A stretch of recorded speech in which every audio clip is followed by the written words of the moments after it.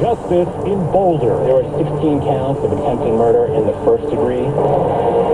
Attack victims recovered. 2 people still in the hospital. Home insurance sticker shock. It feels like being kicked when you're down. Good morning, I'm Steve Kathan. With the CBS World News Roundup, authorities are laying out their case against an Egyptian national who faces a string of charges for the fiery attack on a pro-Israel event in Boulder, Colorado. CBS's Jason Allen reports it's been labeled a hate crime. Mohammed Solomon appeared briefly before a Colorado judge Monday afternoon, facing more than 40 felony charges, including attempted murder. Law enforcement says the 45-year-old ignited Molotov cocktails and threw them at a group of peaceful marchers Sunday, injuring 12 people, some with severe burns, in a targeted attack. According to court documents, the suspects searched for Zionist groups and found the Boulder Run for Their Lives organization, which marches weekly to promote awareness of the Israeli hostages in Gaza. He said he wanted them all to die.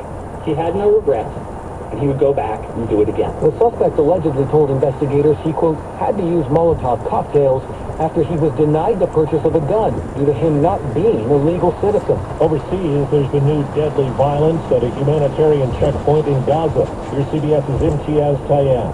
For the third day in a row, chaos at Gaza's Nasser Hospital as those suffering from gunshot wounds were rushed for treatment. Inside, more injured, and the remains of the dead, body bag after body bag.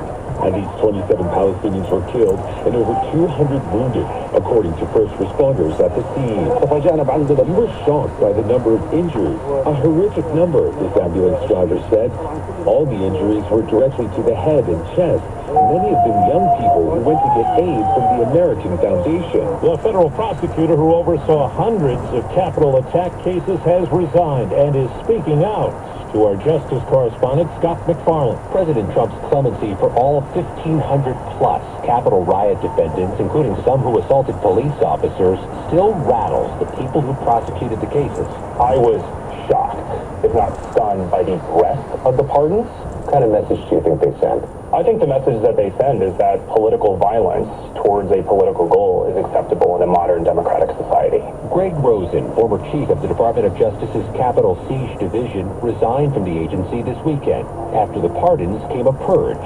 FBI agents were scrutinized, and prosecutors who helped secure a 100% conviction rate among Capitol riot defendants were demoted or dismissed. I think it's ridiculous to see those talented prosecutors be marginalized or removed from office is an affront to the independence of the department. The Sean Combs sex trafficking trial is now into week number 4. CBS's Jerika Duncan has more on what the New York jury is hearing. A former personal assistant for Sean Diddy Combs returned to the stand after accusing the rap mogul of physical abuse and sexual assault.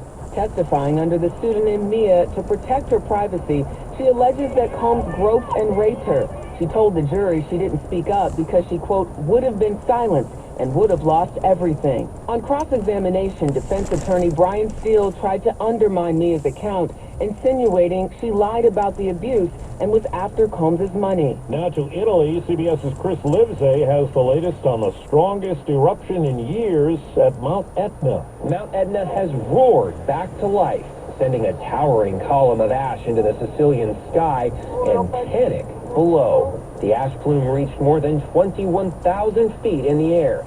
It's Etna's strongest eruption since early 2021, reminding scientists that it's the most active volcano in Europe. 4 minutes after the hour. Well, that's today's news. I didn't hear any good news, did you? I didn't think so. I guess it's all about perspective. The glass is half full. Well, as always, I'd like to thank you again for coming along with me on these Dash Cam News adventures. You know the drill. Peace, love, and all that hippie jazz. Bye-bye, everybody. It's 55 degrees in Pleasanton, California.